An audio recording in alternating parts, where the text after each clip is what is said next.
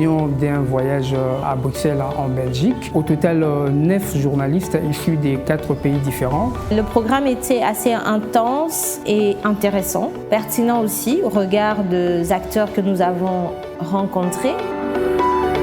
Nous combinions des visites de sessions d'information, principalement sur la désinformation, parce que c'était pratiquement les thèmes centraux autour duquel cette visite a tourné. Vous savez, la RDC, on enchaîne des contextes qui sont assez spécifiques et qui rendent notre situation aussi complexe. Pendant des périodes spécifiques, il y a de la désinformation, il y a le désordre de l'information. Je pense que de plus en plus, il faut des sensibilisations sur l'éducation aux médias. Les codes du numérique, ça va être d'un grand apport, sachant qu'il y a des sanctions quand on utilise mal des informations qu'on trouve sur Internet. Le premier média fact-checking en RDC est lancé en 2018, donc c'est très récent. Donc quand on voit que ça prend l'ampleur, alors la stratégie était maintenant de mettre en place des programmes de mentorat. Et ça, l'Union européenne a permis de faire ça, notamment avec un projet que Balobaki-Check met en œuvre avec Hirondelle.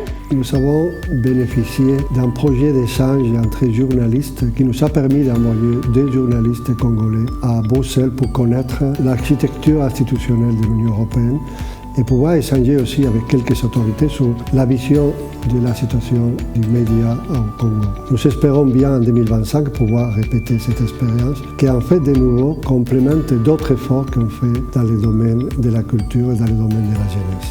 C'était une très bonne initiative. Donc on a aujourd'hui un bon nombre d'informations sur l'Union européenne qui nous renforcent en tant que journalistes. Pour moi, c'était la première fois de faire cette discussion directe avec la Task Force Afrique et c'est important de comprendre où est-ce qu'ils en sont et eux aussi de comprendre comment on travaille sur le terrain.